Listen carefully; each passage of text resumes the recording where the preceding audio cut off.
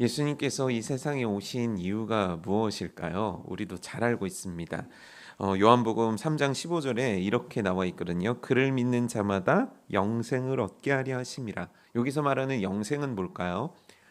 여러 가지 말들을 우리가 붙일 수 있겠지만 가장 쉽게 표현하면 우리에게 천국 주시기 위해서 예수님께서 오셨다는 겁니다. 그래서 그 예수님께서 우리에게 천국을 주시기 위해서 그 스스로를 우리들의 죄를 위하여 대신 죽어야 되는 대속물로 오신 거예요. 그리고 나서 그 나를 위해 죽으신 예수 그리스도께서는 이제 나를 위하여 이 땅에 오신 후 나를 위하여 죽으셨고 나를 위하여 부활하셨고 나를 위하여 다시 오신다 약속하신 것, 그것이 우리가 믿는 복음입니다.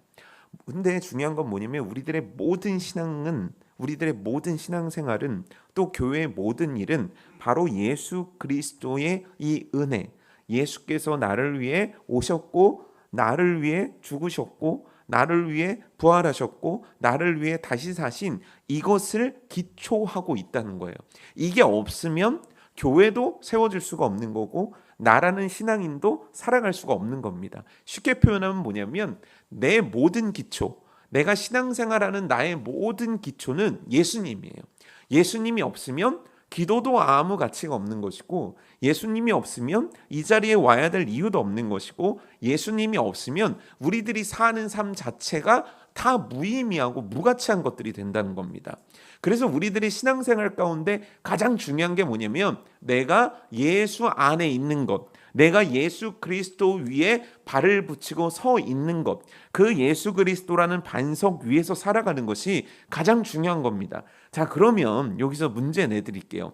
예수 그리스도의 위를 잘 뒷받침하는 예수 그리스도라는 이 반석 위에 선 크리스천은 흔들려야겠습니까? 흔들리지 말아야겠습니까? 흔들리지 말아야 됩니다. 그렇죠? 시험에 들어야 됩니까? 시험에 들지 말아야 됩니까? 이제 뭔가 좀 이상하죠. 시험에 안 들어야 됩니다. 그렇죠? 예수님을 믿네만에 해야 됩니까? 안 해야 됩니까? 안 해야 되죠. 그렇죠? 내가 중간에 뭔가 신앙생활에서 멈춰야 됩니까? 멈추지 말아야 됩니까? 근데 어떻죠? 우리 현실은? 안 멈추십니까? 우리 잘 멈추죠? 우리 잘 흔들리죠? 우리 뻑하면 포기하죠? 우리 시험에도 되게 잘 들죠? 왜 그러는 거죠? 이유가 뭐죠? 인간이니까입니까? 아닙니다. 예수 그리스도 위에 제대로 서 있지 않기 때문입니다. 왜 교회는 이렇게 세상 가운데 문제를 많이 만드는 거죠? 예수 그리스도 위에 제대로 서 있지 않기 때문입니다. 우리가 기도하지 않습니까? 기도를 막 해요. 언제 기도하죠? 내가 좋을 때 기도가 잘 됩니다. 내가 안 되면요? 기도 잘 안 됩니다. 내가 시험에 들면 기도 잘 못합니다. 나 어려운 일이 생기면 기도 잘 못합니다. 나 우울해지면 기도 잘 못합니다. 알고는 있어요, 머리로. 어떤 일을 만나는지 기도를 먼저 해야 되고 우선으로 해야 된다는 거 잘 알고 있지만 우리들이 실제 그렇다는 거예요. 여러분들 뭐라 그러는 게 아닙니다. 왜 갑자기 또 이렇게 혼나는 것처럼 막 이렇게 주눅 들어 계십니까? 하루 이틀도 아니고. 저도 그렇습니다. 저도 뭔가 일이 잘 풀리면 기도도 잘 됩니다.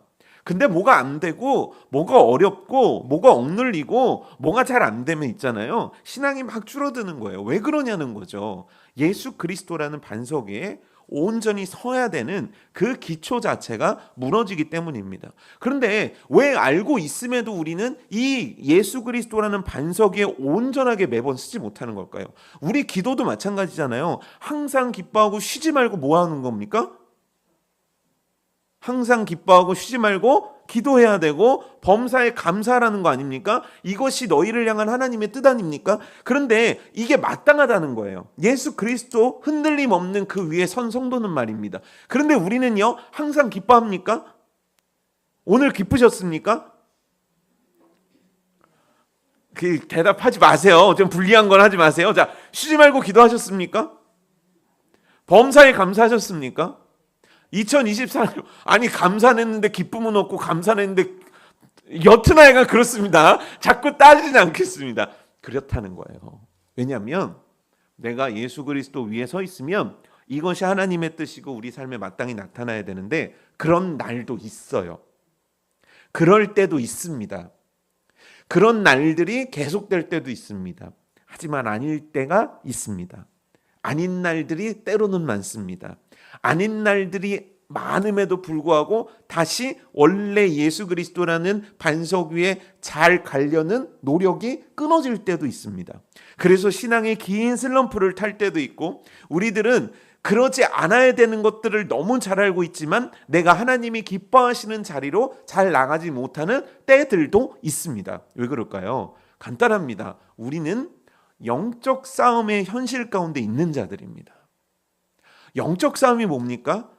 내가 하나님 뜻대로 살려고 하면 사단이 나를 막는 겁니다. 내가 하나님의 뜻을 이루어 드리려고 하면 사단이 그 길을 꺾어버리는 겁니다. 내가 하나님 뜻대로 살아야 되겠다고 결단하고 마음을 먹으면 그것들을 사단이 밑에서부터 흔드는 겁니다. 그래서 어떻게 하냐면 예수 그리스도라는 반석 위에 서는 것보다 내 생각, 내 감정, 내 의지 가운데 내가 서는 경우가 너무 많은 거예요. 쉽게 생각을 해볼까요? 예수님께서 말씀하셨습니다. 너는 구하고 찾고 두드려라. 그런데 어느 날 우리는 이런 생각이 듭니다. 이거 구한들 되겠어? 이거 찾는다고 찾게 되겠어? 이거 두드린다고 열리겠어? 사람들이 얘기하는데 이건 너무 불가능하다고 해. 그럼 나는 지금 누구 위에 서 있는 겁니까? 예수 그리스도입니까? 내 생각입니까? 아니면 다른 사람 생각입니까? 최소한 예수 그리스도는 아니라는 거예요. 우리 신앙생활 가운데 이런 일들이 꽤나 자주 일어난다는 거예요. 왜냐하면 내가 예수님께로 가려고 할 때마다 사단은 나를 막기 때문입니다. 그 사단의 정체, 그 사단과의 싸움에 대해서 에베소서 6장 12절은 이렇게 얘기하거든요. 우리 다 같이 자막 보면서 한번 읽어볼까요? 시작.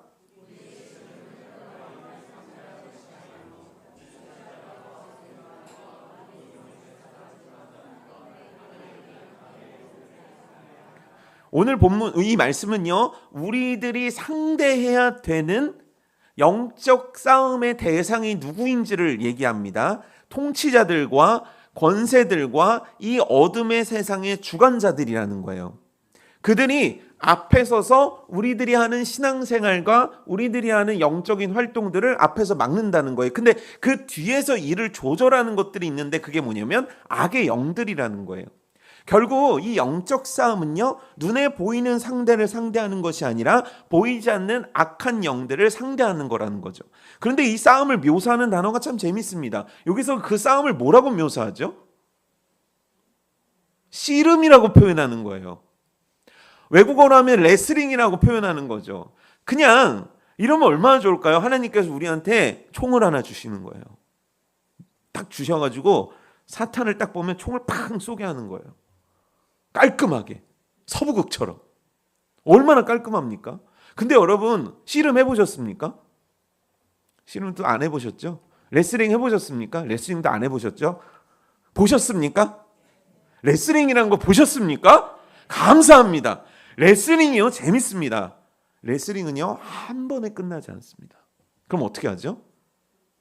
끝까지 붙습니다. 그거를 막 이기려고요, 서로가 그냥 막 뒤엉킵니다.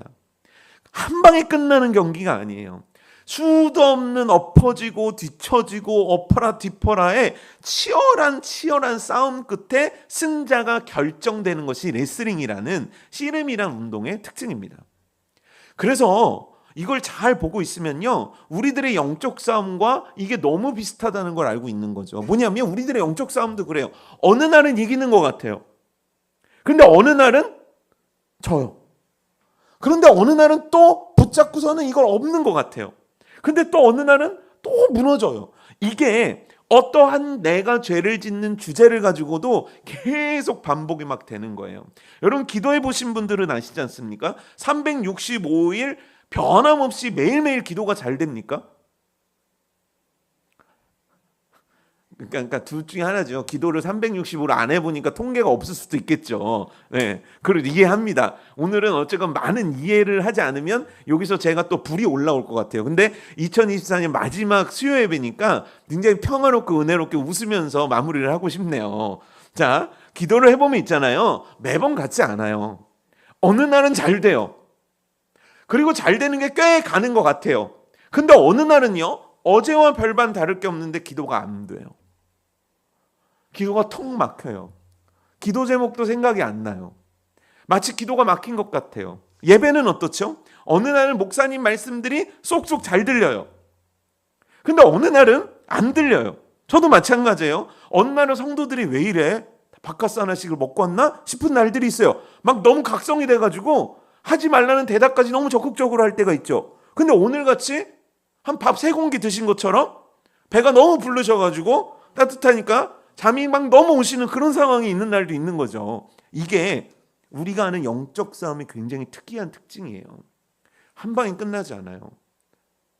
이 싸움이요, 10년도 가고 20년도 가요. 이 싸움이요, 죽을 때까지 끝나지를 않아요.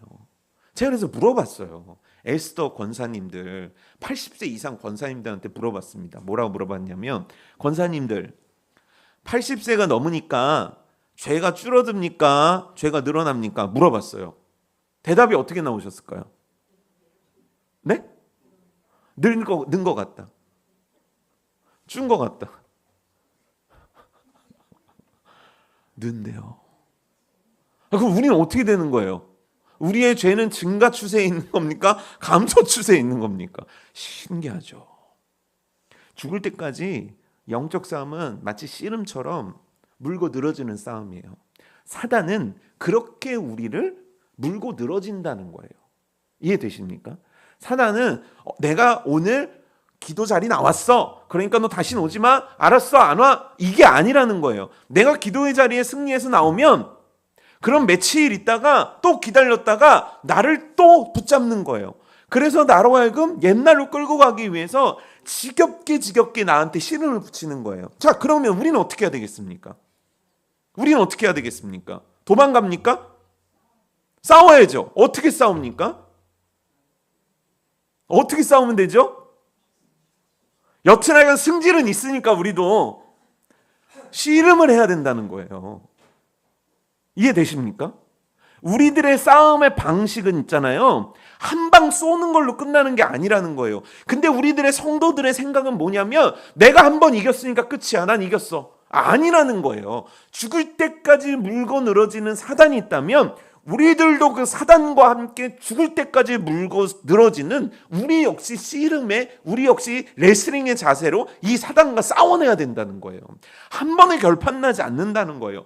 그래서 우리들의 싸움은요, 치열하고 우리들의 싸움은요, 참 보이는 것 없고 우리들의 싸움은요, 참 끈적진 싸움입니다. 하지만 기억하십시오.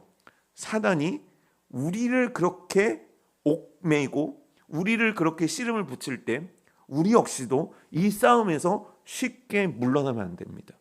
우리도 씨름을 해야 합니다. 우리도 이 싸움에서 물러나서는 안 된다는 거예요.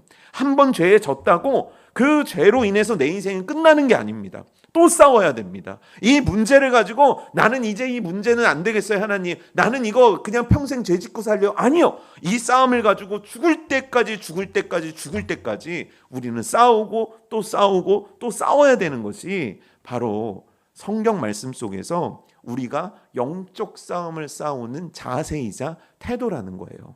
2024년 영적 싸움에서 승리하셨습니까? 영적 싸움에서 지셨습니까? 진 날도 있으셨습니까? 이긴 날도 있으셨습니까? 그래서 판정승이 어떻게 나왔습니까? 질문이 어렵죠. 그렇죠? 판정승이 한 8대2 나온 것 같은데요. 제가 이긴 것 같은데요. 진 것 같은데요. 걱정하지 마십시오. 끝나지 않았습니다.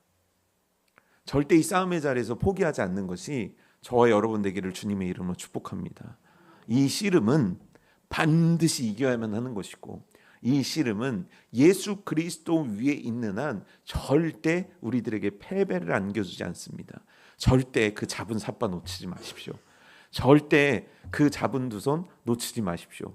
제가 그래가지고 그 에스더 권사님들한테 물어봤어요. 싸워 보셨냐고. 여러분 싸워 보셨어요? 그래서 안 싸웠고 에스더 권사님들은요 많이 싸워 보셨대요. 그래서 제가 물어봤어요. 머리끄댕이를 어떻게 잡아야 이기냐고. 권사님들 알려주셨어요. 어떻게 하냐면 머리를 이렇게 잡으면 안 된대요. 놓친대요. 그럼 어떻게? 그렇죠. 어떻게 해야 돼요? 여기에 넣고 감아야 된대요. 사단과의 싸움도요 이러면 안 돼요. 넣고 감아버리세요. 절대 놓지 마세요. 이게 우리가 해야 할 싸움의 방식입니다. 근데 이게 얘기할 때 도대체 저 목사님 도대체 무슨 얘기를 하고 싶어서 그런가. 그런데 오늘은 이 싸움의 방식에 대해서 얘기하는데 우리가 씨름을 할 때 반드시 갖춰야 될 것들에 대해서 오늘 말씀을 나눌 거거든요. 그 갖춰야 될 게 왜 갖춰야 되냐면 우리들의 싸움은 혈과 육의 싸움이 아니라는 거예요. 영적 싸움이라는 거죠. 그러니까 뭐냐면 인간적인 성질과 인간적인 어떤 내가 압도할 만한 지식을 가지고 어떻게 할 수 있는 게 아니라는 거예요. 보이지 않는 악한 영들과 싸우는 데 있어서는 우리들에게도 영적인 준비와 영적인 무장이 너무너무 필요하다는 거죠. 그래서 오늘 말씀은 뭐라고 얘기하고 있냐면 에베소서 6장 13절에 이렇게 얘기합니다. 그러므로 무엇을 취하라는 겁니까? 전신갑주를 취하라는 거예요. 전신갑주를 취하라는 게 뭡니까? 군대를 가잖아요. 그럼 이제 자녀를 군대에 보내보셨던 부모님은 아시지만 일단 보낼 때 한번 웁니다. 그 뭐 훈련소 앞에서 막 아들아 잘 가 그러면서 막 손 들면서 보내지 않습니까? 그럼 이제 막 아들이 막 고개를 막 뒤로 하면은 막 엄마들이 이렇게 울어요. 그리고 나서 제가 얘기를 들으니까 집으로 가실 때 그렇게 우신대요. 보통 아빠들이 운전을 하면 그렇게 운대요. 우리 아들. 근데 그놈은 우리 아들 지금 어때요? 좀 군대가 길었으면 좋겠죠. 확 보내버렸으면 좋겠죠. 근데 그렇게 보내놓고 나서 이제 마음이 좀 진정이 됩니다. 잘 적응이 됐겠다 싶은데 어느 날 엄마들의 눈물 버튼이 다시 터지는 날이 있습니다. 그날이 언제인 줄 아십니까? 옷이 도착한 날, 그렇죠? 그 옷을 풀러보면서 그렇게 눈물이 납니다. 그렇죠? 근데 왜 옷이 왔을까요? 더 이상 그 옷을 입으면 안 되기 때문입니다. 군대에 가면요, 남자분들은 아시겠지만 딱 군대에 가잖아요. 그러면 제일 먼저 하는 게 뭐냐면 훈련부터 받지 않습니다. 제일 먼저 하는 건 옷부터 갈아입습니다. 왜냐하면 내가 군인이 되었다라는 그 정체성, 군인이 되었다라는 삶이 이제 옮겨났구나라는 거를 가장 뚜렷이 알려주는 게 바로 입었던 외출복이 아니라 군복을 입는 그 행동이기 때문입니다.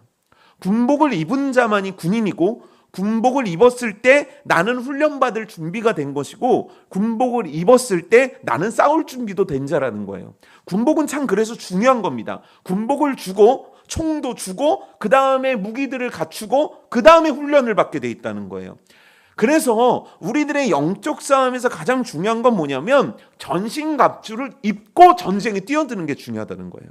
근데 우리는 이 전신갑주에 대해서 어떻게 생각하냐면 게임에서 얻는 아이템으로 생각을 해요. 가다가 하나하나씩 있고 무장을 하는 거죠. 그래서 없으면 어떻게 되는 거예요? 없으면 할 수 없는 거예요.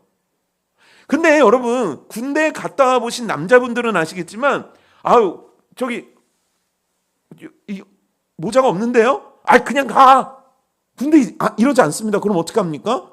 모자 없으면 왜 없는지 혼나고 반드시 모자를 줍니다. 저 군화 한 짝이 없는데요? 그냥 지금 훈련 가도 되죠? 절대 안 됩니다. 그래서 훈련소에 가면은 제일 먼저 점검하는 게 복장 점검부터 그렇게 합니다. 너 그거 왜 이렇게 군화 끈을 왜 그렇게 묶었어?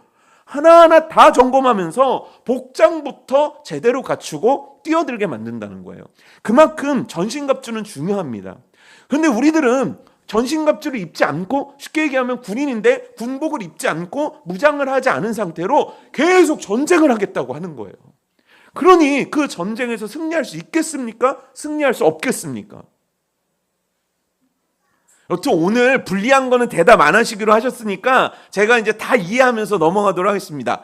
승리할 수 없겠죠. 너무 이해가 되는 거죠. 그럼 우리가 입어야 되는 전신갑주는 뭔가에 대해서 성경은 이렇게 얘기합니다. 에베소서 6장 14절에 17절인데 우리 자막 보면서 하나하나 할게요. 처음 해야 되는 건 허리띠를 차라는 거예요. 이 허리띠는 뭡니까? 진리의 허리띠라는 거예요. 진리가 뭡니까? 진리가 너희를 자유롭게 한다는 거잖아요. 자유케 하리라. 그 진리가 뭡니까? 예수 그리스도의 복음, 예수 그리스도의 말씀, 우리들에게 주신 이 말씀을 믿는 거예요. 이게 진리입니다. 이것이 우리들의 모든 중심에 가장 중요한 거예요. 말씀이라는 게 없으면 우리는 신앙생활을 할 수 있는 사람들이 아닙니다. 이 진리의 말씀이 없으면 우리들은 어디로 가야 되는지도 모르며 우리는 무엇을 해야 되는지도 모르는 자들입니다. 그래서 기본 중에 기본, 가장 우선시해야 되는 게 바로 이 진리를 믿음으로 내 중심에 딱 갖다 놓는 진리의 허리띠를 떼야 되는 거예요. 두 번째는 뭐냐면 의의 호신경입니다. 호신경이 뭐냐면 이 가슴과 심장과 이런 장기들을 보호하는 이렇게 차는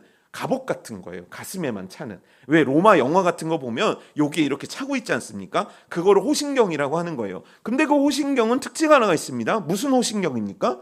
의의 호신경이라는 겁니다. 여러분 의로우십니까? 여러분 의로우십니까? 대부분 의롭지 않다고 얘기합니다. 왜죠? 죄가 있어서. 근데 말씀은 우리에게 뭐라고 얘기합니까? 우리 보고 의인이라고 합니까? 죄인이라고 합니까? 근데 왜 자꾸 물어볼 때마다 여러분들은 의인이 아니라고 하시는 겁니까? 다시 물어보겠습니다. 여러분들은 의인입니까? 죄인입니까? 왜 의인입니까? 여러분들이 잘나서가 아닙니다. 제가 잘나서가 아닙니다. 예수님이 너 의인이야 라고 했기 때문에 의인인 겁니다. 이해되십니까? 내가 살아가는 모습은 의롭지 않아요. 절대 의롭지 않습니다. 나한테 의를 붙이기에는 내가 너무 죄가 많은 인간이에요. 근데 아주 쉬운 질문을 해볼게요. 오늘 여러분 죽으면 천국 갑니까? 지옥 갑니까? 왜죠? 의인이니까요. 왜 의인입니까? 예수님이 그냥 일방적으로 나는 의가 뭔지도 모르는데 넌 의인이야. 네? 이게 의의 호신경이에요. 이해가 되십니까? 나를 의롭게 하심. 사단은 너 자꾸 죄인이야. 너 천국 못 가. 너 하나님 자녀 아니야. 이렇게 공격을 한단 말이에요. 근데 아니야. 난 하나님의 자녀야. 너 오늘 이렇게 죄를 지었는데 내가 오늘 네가 어떤 마음을 가졌는지, 네가 어떤 생각을 가졌는지, 네가 얼마나 사람들을 미워했는지 난 다 알고 있는데 그러니까 넌 지옥 가는 거 아니야? 아니야. 왜? 예수님께서 나를 의롭게 하셨어.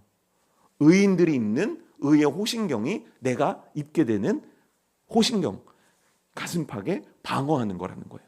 그 다음에 뭡니까? 평안의 복음이 준비한 것으로 뭐를 신는데요? 신을 신는다는 거예요. 평안의 복음입니다. 뭐냐면 우리들의 발걸음은 복음 전하는 자의 발걸음이어야 합니다. 왜냐하면 예수님께서 말씀하셨어요. 너희들은 어디까지 내 증인이 되라고 말씀하셨죠? 땅끝까지요. 그렇죠? 그리고 나서 그 땅끝에까지 가면서 뭐 하라고 하셨어요? 제자를 삼으라고 말씀하셨다는 거예요. 그러니까 나는요, 내 인생은요, 내가 살아가는 모든 순간순간 걸음걸음들이요, 주의 복음을 나타내고 주의 복음을 들려주며 주의 복음을 전하는 것이 내 걸음이어야 된다는 거예요. 근데 우리가 신는 신발은 과연 복음의 신발일까요? 그러니까 쉽게 얘기하면 뭐냐면 예수님께서 나에게 원하시는 복음을 위해 헌신된 인생을 살아가는 자들일까요? 아니면 내 고집과 내 뜻대로 살아가려는 사람들일까요? 우리는 아무래도 내 욕심이 우선될 때가 너무 많은 거예요. 그러다 보니까 발이 아파요. 혹시 발에 안 맞는 신발 신고 걸어보신 적 계십니까? 발에 안 맞는 신발, 너무 작은 신발 신고 걸어보신 적 계십니까? 그럼 발이 어떻게 되죠?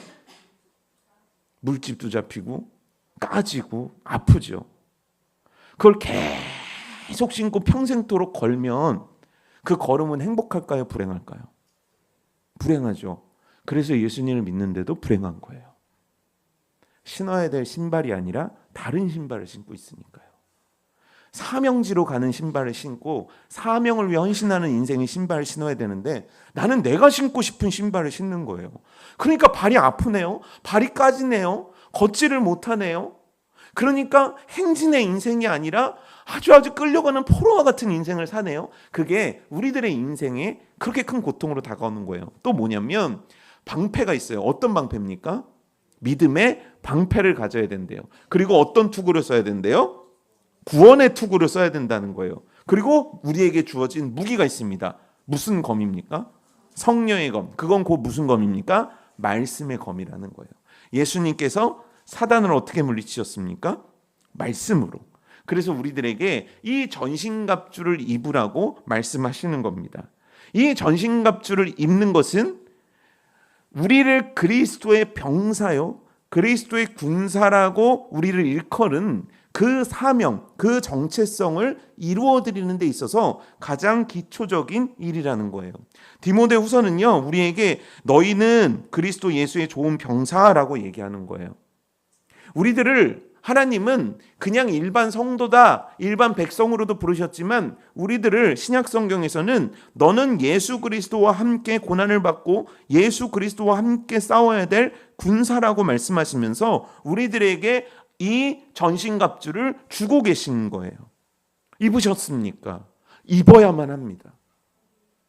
이것들이 완벽하게 갖춰져야만 우리들은 진짜 군사로서 전쟁을 온전하게 치루어 드릴 수 있기 때문이에요.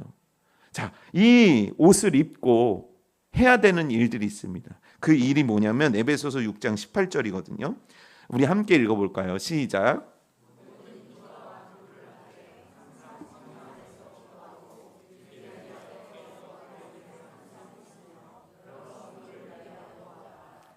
항상 기도하라는 거예요. 어디 안에서요? 성령 안에서. 성령 안에서 기도한다는 건 무슨 뜻일까요? 성령 안에서 기도한다는 건 뭐냐면 성령의 감동으로, 성령의 인도하심으로, 성령의 도우심으로, 성령님과 함께. 그럼 우리 기도에서 가장 중요한 건 뭐겠습니까? 성령님이 나와 함께 하시도록 만드는 거예요. 그래서 제가 그 설교 때 이야기한 거 아닙니까? 항상 기도할 때 여러분 성령님을 초청하는 기도를 드리십시오. 성령님 이 시간 제가 기도하려고 합니다. 성령님 이 시간 나를 도와주세요. 왜냐하면 우리는 급해요. 그래서 자꾸 내가 뭔가를 하려고 해요. 성령님의 도우심, 성령님의 감동, 성령님의 인도하심, 성령님께 맡겨드리는 게 아니라 자꾸 내가 앞서서 막 가고 성령님이 와가지고 나를 막 도와줬으면 좋겠는 거예요. 성질이 너무 급한 거죠. 하나님 앞에 기도할 때도 내가 일단 내가 하고 싶은 얘기를 쫙 하는 게 우선된 기도라고 생각하는 거예요. 근데 말씀은 뭐라고 그러냐면 성령 안에서 기도해야 된다. 너가 예수 그리스도를 믿는 그 믿음 안에서 성령님의 도우심과 성령님의 역사하심과 성령님께서 깨닫게 하심과 함께 기도해야 된다는 거예요. 그러니까 엄연히 말해서 기도는 나 혼자 앉아가지고 중얼중얼 하는 게 아니라는 거예요. 성령님과 함께 팀을 이루어서 나의 하나님께 소원을 아뢰을 때 나의 예수께서는 그 모든 소원을 다 포장해서 대신 나로 하여금 강구하게 하심으로 이것들이 나를 도우시사 하나님의 뜻을 이루는 어마어마한 통로가 되는 것이 바로 기도라는 거죠. 그래서 여러분 기도는 쉬운 것도 아니며 기도는 재미로 하는 것도 아니며 기도는 소원이 있어서 하는 것도 아닙니다. 기도는 하나님의 나라를 움직이는 어마어마한 능력과 어마어마한 힘을 갖고 있는 하나님께서 우리에게만 허락하신 어마어마한 축복과 능력의 통로라는 것을 우리는 믿어야 되는 거예요. 근데 그렇게 성령 안에서 기도할 때 우리가 꼭 해야 되는 게 있다는 거예요. 그게 뭐냐면 서로 여러 성도들을 위해서 기도하는 일들을 해야 된다는 거예요. 중보기도라고도 하고 도고기도라고도 합니다. 여러분 기도하십니까? 중보기도 하십니까? 여러분들이 기도의 대상들을 놓고 그들을 위해 기도하고 계십니까? 목자분들 기도하고 계십니까? 목원분들 목자를 위해 기도하고 계십니까? 교육부서 담당하고 있는 교사 여러분들, 여러분들의 선생님들과 여러분들의 아이들과 여러분들을 담당하고 가르치는 교육자를 위해서 기도하고 있습니까? 여러분 정말 기도하는 성도입니까? 오늘 이 영적 싸움에서 성령의 전신갑, 성령의 그 주시는 성령 안에서 기도를 할 때 전신갑주를 입고 우리가 기도할 때 꼭 해야 되는 것으로 하나님은 너희들 서로를 위해서 기도해 주라고 이야기하고 있는 거예요. 여러분 기도 서로를 위해서 기도할 때 참 놀라운 거 경험하지 않습니까? 제가 그때가 대학교 이제 1학년 때였어요. 1학년 겨울인데 제가 이제 매우 중요한 시험 하나를 앞두고 하나님 앞에 작정해서 기도를 하러 나간 적이 있었습니다. 하나님 저는 꼭 이 시험에 합격해가지고 뭐를 좀 해야 되겠습니다 하고 하나님 앞에 작정해서 막 기도를 하는데 그때 교회 와가지고 새벽마다 그때 거의 100일, 200일 뭐 이렇게 작정을 하면서 기도했던 것 같은데 기도를 하는데 자꾸 제 기도를 까먹는 거예요. 그리고 그때 하나님께서 저한테 계속 시키셨던 기도가 뭐냐면 그 얼마 안 되는 청년부 애들을 놓고 계속 기도하게 하시는 거예요. 신기하게 그래가지고 마지막에 예수님의 이름으로 기도드립니다. 아멘 하고 나면 맞다 내 기도. 자꾸 내 기도를 까먹는 거예요. 그래서 적었어요. 그리고 내 기도 절대 까먹지 말아야지. 이거 우선적으로 해야지. 근데 무릎 꿇고 기도만 하려고 그러면 계속 그 사람들을 위한 기도만 막 하게 하는 겁니다. 그런데 놀라운 걸 경험했잖아요. 뭐냐면 나는 내 기도를 못했어요. 그래서 작정하고 기도를 했는데 못했거든요. 그런데 뒤돌아보니까 하나님이 다 응답해 놓으신 거 있죠. 여러분 중보기도의 능력이요. 그 사람에게 영향력을 끼치기도 하지만 하나님의 일들을 기도를 통해 감당을 할 때 하나님께서 내 일을 보장해 주시고 책임져 주시는 은혜도 이 중보기도 가운데 있어요. 중보기도는요. 진짜 그 사람의 인생을 바꾸고 그 사람의 미래를 바꿔 놓는 기도입니다. 여러분 중보기도의 대상 누가 있으십니까? 먼저 가까이 여러분들의 사랑하는 자녀들과 가족들을 위해서 중보하면서 꼭 기도하십시오. 제가 이렇게 청년들을 만나고 이제 교사를 하면서 느낀 건데요. 의외로 있잖아요. 정말 놀라운 건데 자녀를 위해서 그렇게 기도를 많이 안 한다는 걸 제가 보고 너무너무 놀랐습니다. 의외로 있잖아요. 부모님들이요. 자녀를 위한 기도를 그렇게 많이 하지 않습니다. 너무 놀랬죠.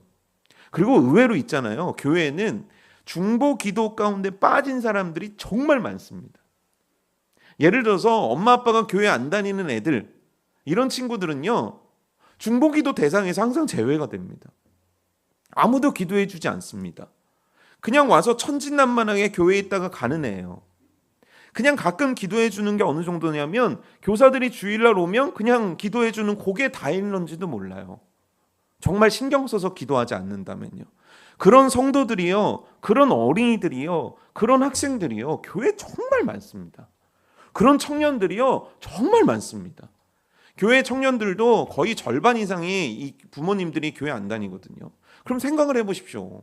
내가 부모인데 내가 내 자녀를 위해서도 그렇게 기도를 열심히 안 하는데 이 아이들을 위해서 누가 기도해 주겠습니까? 왜 아이들이 성장하지 않는지 아십니까? 왜 아이들이 영적으로 뭔가 변화가 없는 줄 아십니까? 도와주는 힘이 없어서입니다. 어느 날 그 어떤 선생님이 저한테 막 열변을 토하더라고. 뭐냐면 애들이 말을 안 듣는다는 거예요. 그래서 그래 어떤 말을 안 듣는데 우리 다 같이 힘차게 찬양합시다. 그러면 힘차게 찬양을 안 한대요. 걔를 여기다 데려다 놨었어야 되는데 어른들도 힘차게 뭘 안 하잖아요. 애들이 힘차게 안 한다는 거예요. 그리고 설교를 하면 이러고 있다가 다 이런다는 거예요. 그리고 다 이런다는 거예요. 그래서 저한테 물어보는 거예요. 왜 그러냐는 거예요. 어떻게 하면 좋겠냐는 거예요. 여러분 왜 그런 것다고 생각하십니까? 제가 그래서 놀라운 정답 하나를 알려줬거든요. 제 정답은 이겁니다. 배고파서 그래. 사람이 있잖아. 못 먹으면 기운이 없어. 아니 목사님 저희는 간식도 잘 드는데 아니. 영적으로 먹은 게 없어서 그래. 영적으로 배가 골았으니까 교회 오면 잠밖에 먹는 게 없는 거야. 교회 오라는 것도 올 힘이 없는 거예요. 영적으로. 말씀을 들을 때도 왜 계속 이 고개를 막 신기하죠. 하나님께서 목을 조금만 굳게 만들었으면 기독교인들은 전부 다 목이 부러졌을 것 같아요. 근데 왜 이렇게 흔드는 겁니까? 영적으로 메마르고 굶었기 때문이야. 이런 얘기를 해줬거든요. 그 아이들을 위해서 진짜 해줘야 될 거 많지 않습니까? 진짜 기도해 주는 일 해야 되지 않겠습니까? 정말 그 아이들 또 우리 목자들도 그래요. 우리 목장의 목원들 정말 기도해 줘야 되지 않겠습니까? 여러분 생각해 보십시오. 하루 10분 기도하십니까? 20분 기도하십니까? 아니면 30분 기도하십니까? 그 기도 가운데 담을 수 있는 이름들이 과연 몇 명이나 됩니까? 사실 그것도 안 하고 그냥 바삐 넘어가는 날들 너무 많지 않습니까? 만약에 기도한 만큼 내 자녀가 잘 된다. 기도한 만큼 내 부서가 잘 된다. 기도한 만큼 내 교회가 잘 된다. 그럼 여러분 어떻게 하시겠습니까? 그래서 여러분들은 이 결과를 받아들이실 수 있겠습니까? 우리 기도해야 되지 않겠습니까? 2025년을 바라보면서 교회에 사랑받지 못하고 무관심 속에 있는 우리 아이들부터 청년들, 어른들의 이르기까지 우리 그들을 붙잡고 기도해야 되지 않겠습니까? 그런 기도 제목을 막 달라고 막 하셔야 되지 않겠습니까? 여러분들의 기도 가운데 그 이름들이 있기를 주님의 이름으로 축복합니다. 기도는 정말 능력이 있습니다. 나 하나가 변한 건 내가 잘난 게 아닙니다. 내가 오늘 찬양대에서 찬양하는 건 내가 훌륭해서가 아닙니다. 나를 위해서 지금까지 기도해 준 사람들이 있었기 때문입니다. 그런데 제가 보장하는데요, 지금까지 있었던 모든 기독교 역사를 통틀어서 지금처럼 기도의 수혜를 입지 못하고 자라는 아이들은 아마 이 세대가 최초일 겁니다. 그래서 이 세대는 영적으로 그렇게 큰 가능성이 보이지 않습니다. 이건 여기 계신 모두의 죄입니다. 여기 계신 모두의 책임입니다. 여기 계신 모두의 마음에 무거워야 할 짐입니다. 기도하는 일들을, 중보 기도하는 일들, 누군가를 위해서 함께 두세 사람이 모였을 때 그 한 사람의 이름을 놓고 기도하는 일들을 시작하는 저와 여러분 되기를 주님의 이름으로 축복합니다. 이어서 해야 되는 건 중보기도 다음엔 나를 위해 기도해야 된다는 거예요. 근데 나를 위해 기도하는 제목이 뭐냐면 에베소서 6장 19절에서 20절이거든요. 복음의 비밀을 담대히 알리기 위해서 기회를 달라고 기도하는 게 바울의 기도 제목이었다는 거예요. 감옥에서 나가게 해주세요. 몸이 좀 낫으면 좋겠습니다. 나도 좀 며칠 좀 쉬었다 왔으면 좋겠습니다. 나도 평안한 삶을 살았으면 좋겠습니다. 이게 바울의 기도 제목이 아니었다는 겁니다. 바울의 유일한 기도 제목은 뭐냐면 하나님, 내게 말씀을 주세요. 그리고 나에게 복음의 기회를 열어주세요. 그래서 복음의 비밀을 담대하게 전할 수 있게 해주세요. 여러분, 이거 진짜 밑줄 쫙쫙 끄시고 꼭 마음에 품으십시오. 왜냐하면 여기에도 자녀들, 예수님 안 믿는 자녀들 있잖아요. 확인해야 되잖아요. 복음 전해야 되잖아요. 근데 우리가 대부분 그렇게 생각한단 말이에요. 어느 날 교회를 얘를 끌고 오면 하나님께서 갑자기 막 불비를 보여주시면서 불 십자가를 막 보여주시면서 얘가 한 번에 뒤집히기를 바란다는 거예요. 근데 여러분 해보셨잖아요. 그런 날 데리고 오면 여러분 계속 얘 눈치 보고 있죠. 막 얘가 잘 듣는 건지 안 듣는 건지. 근데 딴짓하면 마음이 어떠세요? 막 불안불안하고 화도 나고 막 그렇지 않습니까? 그런 드라마틱한 일은 거의 일어나지 않아요. 그럼 어떻게 해야 되냐면 하나님이 기회를 달라고 기도해야 됩니다. 하나님이 기회를 주셔야 복음을 전할 수 있어요. 하나님이 기회를 주셔야 여러분들은 말할 수 있습니다. 내가 내 가진 걸로 말하는 건 예수 그리스도 위에 서 있는 크리스천이 아니에요. 예수 그리스도 위에 서 있는 크리스천은요, 하나님이 할 말도 주시는 거예요. 이걸 위해서 바울은요 기도했다는 거예요. 유일한 그의 기도 제목이 이거였다는 거죠. 여러분, 이게 교회의 기도 제목 되어야 되지 않겠습니까? 우리 중앙교회가 하나님의 복음을 담대히 전할 수 있는 교회 되게 하옵소서. 하나님 그 기회를 주시옵소서. 우리 유치부가, 우리 유초등부가, 우리 중고등부가, 우리 청년교회가, 우리 로댕교회가 부흥을 소망하는 자들, 하나님의 나라를 소망해야 되는 자들의 당연한 기도 제목 아니겠습니까? 여러분, 복음 전하기를 위해서 힘써 기도하기를 주님의 이름으로 축복합니다. 세 번째는 뭐냐면요, 요한복음 13장 34절 35절 말씀인데요, 결국 서로 사랑함이 우리들의 영적 싸움에서 너무 중요한 포인트라는 거예요. 이 얘기가 뭐냐면, 자 보세요, 저희가 있습니다. 제가 부부싸움하고 왔습니다. 기도가 되겠습니까? 안 되겠습니까? 기도가 안 되는 거예요. 예를 들어서 제가 앞에 있는 건이가 너무 미워서 죽겠습니다. 그러면은 건이하고 얼굴 보면서 인사할 수 있겠습니까? 없겠습니까? 그러니 설교할 수 있겠습니까? 없겠습니까? 그러니까 제가 지금 설교를 맨정신에 하고 있다는 건 제 눈이 나쁘거나 여러분들이 아무것도 안 보이거나 아니면 제가 기적적으로 여러분들을 안 미워하고 있다는 거겠죠. 여러분, 서로 사랑하면요 영적 싸움에 있어서 너무 중요한 거예요. 전신갑주를 입고 성령 안에서 중보기도 하는 건, 복음의 역사를 만들어낸 일꾼이 되기 위해서 기도하는 것, 그리고 사랑함으로 살아내기를 위해서 기도하는 것, 우리들의 이 영적 전쟁에서 너무너무 중요한 것이고, 그 영적 전쟁이 너무 중요한 이 기도의 현장에서도 절대 빠져서는 안 되는 것이 오늘 이것입니다. 자, 기억하죠. 전신갑주를 입으십시오. 성령 안에서 기도하십시오. 중보 기도하십시오. 복음을 위해 기도하십시오. 서로 사랑하기를 위해서 노력하십시오. 그래야 할 때 기도라는 영적 전쟁의 현장에서 하나님은 우리들에게 승리를 주실 줄 믿습니다.